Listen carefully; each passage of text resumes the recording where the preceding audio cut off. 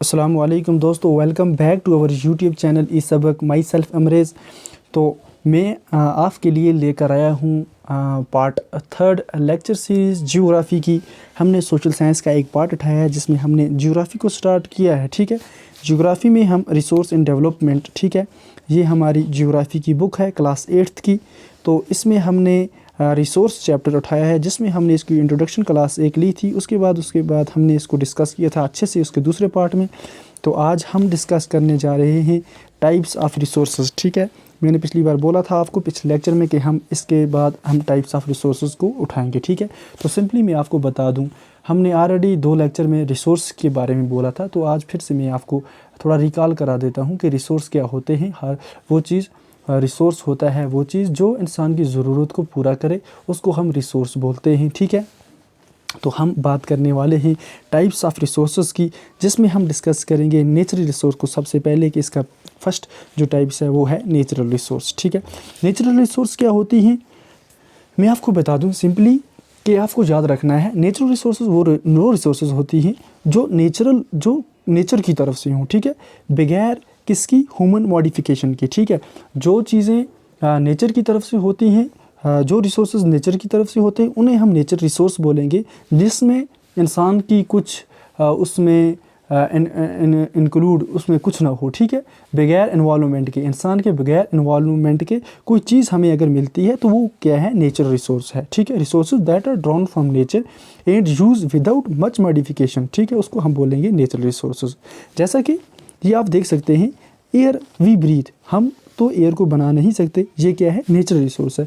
Water की अगर हम बात करें, हमारे राइवर्स में और लेक्स में जो वाटर है वो भी क्या है, एक नेचुरल रिसोर्स है। The soil, mineral, all are natural resources. ये सब क्या चीज़ें हैं, नेचुरल रिसोर्स। ठीक है दोस्तों, मैंने बोला क्या कि वो रिसोर्सेज जो नेचर की तरफ से होती है, जिसमें कोई ह्यूमन मॉडिफिकेशन नहीं लगती, उसे हम नेचर रिसोर्स बोलेंगे। जैसा कि हमने बात की, एयर जो हम सांस लेते हैं, ठीक है, वो भी एक नेचुरल रिसोर्स है। वाटर नेचुरल रिसोर्स है। सॉइल, मिनरल्स, ये सब चीज़ें क्या है, नेचुरल रिसोर्स हैं। ठीक है, many of these resources free gift of nature and can be used directly. ठीक है, बहुत सारी नेचुरल रिसोर्स ऐसी होती हैं जो कि हमें फ्री गिफ्ट होती हैं। ठीक है, जो भी नेचुरल रिसोर्स है, ऑल नेचुरल रिसोर्सेज जो हैं वो हमें मिल रही हैं, ये फ्री गिफ्ट ऑफ नेचर की फ्री गिफ्ट हैं। ठीक है, बहुत सारी जो नेचुरल रिसोर्सेज होती हैं वो फ्री गिफ्ट होती हैं हमें नेचर की तरफ से, और उनको हम डायरेक्टली क्या कर सकते हैं, यूज कर सकते हैं। ठीक है, कुछ केसेस में टूल्स और टेक्नोलॉजी भी क्या होती है, वो हमारी ज़रूरत को पूरा करती है। ये भी एक क्या है, नेचुरल रिसोर्स है, एक बेस्ट पॉसिबल वे है। ठीक है, किसका,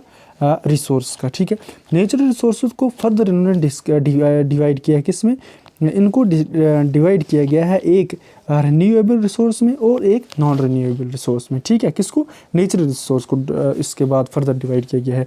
तो हम बात करेंगे रिन्यूएबल रिसोर्स की।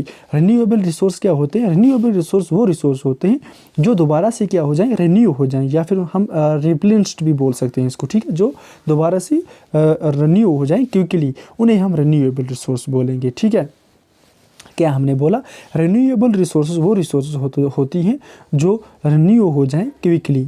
फॉर एग्जांपल, जैसा कि मैं आपको बता दूं कि कुछ रिसोर्सेज जो होती हैं वो अनलिमिटेड होती हैं। ठीक है, और वो अफेक्टेड नहीं होती हैं ह्यूमन एक्टिविटी, जैसा कि सोलर और विंड एनर्जी की हम बात करें। ठीक है, मैंने एग्जांपल आपको बताया था सोलर और विंड एनर्जी की। मैं आपको एग्जांपल बताता हूँ कि ये क्या है, रिन्यूएबल रिसोर्स है, ये अनलिमिटेड रिसोर्स है, और ये क्या होती हैं, रिन्यू हो जाती है क्विकली।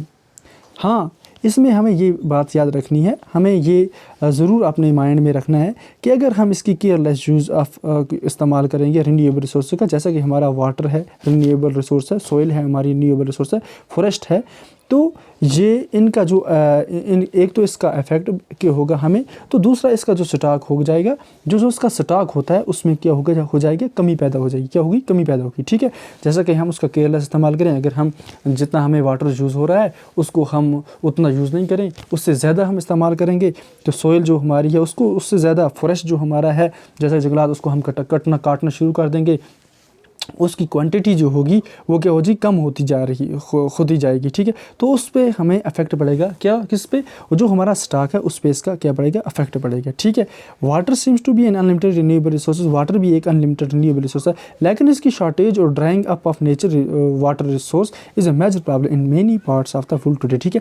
हम देख रहे हैं वाटर जो है एक रिन्यूएबल रिसोर्स है, लेकिन इसका शॉर्टेज होना, इसका ड्राई अप होना, ठीक है, इसका कमी होना, इसका खुश्क होना, ये हमारी जो रिसोर्स है इसको क्या कर रहा है, कम कर रहा है। ये बहुत ही बड़ी प्रॉब्लम है, हाली सिर्फ ये हमारे एरिया में नहीं बल्कि पूरे वर्ल्ड में इसकी बहुत ही बड़ी क्या हो जाती है, प्रॉब्लम। जैसा कि आपने शायद ही पढ़ा होगा सस्टेनेबल डेवलपमेंट, अगर इन चीज़ों का हम सस्टेनेबली हम इनको इस्तेमाल नहीं करेंगे तो ये चीज़ें क्या हो जाएंगी, फर्दर जो आने वाली जनरेशन है उसको इसका क्या होगा, हमें नुकसान देखने को मिलेगा, ठीक है।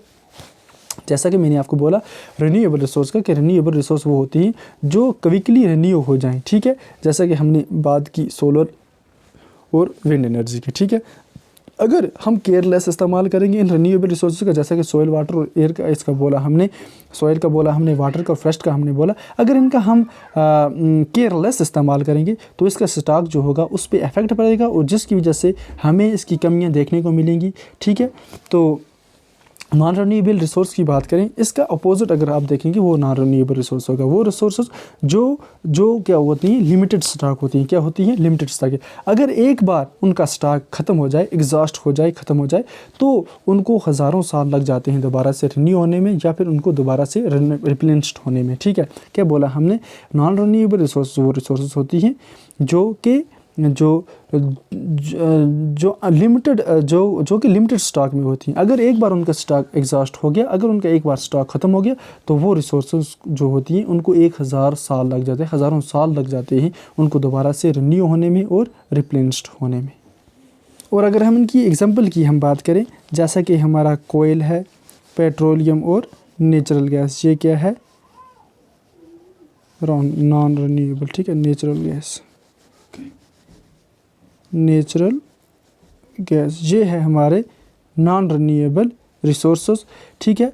इनको हज़ारों साल लगते हैं दोबारा से क्या करने में, इनको रिन्यू करने में, दोबारा से इनको बनाने में हमें हज़ारों साल लग जाते हैं, ठीक है दोस्तों।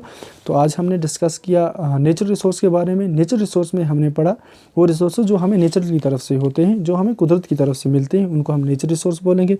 और नेचुरल रिसोर्स में हमने फर्दर डिस्कस किया इसके टाइप्स, जैसा कि रिन्यूएबल रिसोर्स और नॉन रिन्यूएबल रिसोर्स। सिंपली हमने याद रखा रिन्यूएबल वो रिसोर्सेज होते हैं जो कि दोबारा से क्या हो जाते हैं, रिन्यू हो जाते हैं क्विकली, ठीक है, जो कि दोबारा से रिन्यू हो जाते हैं क्विकली, ठीक है।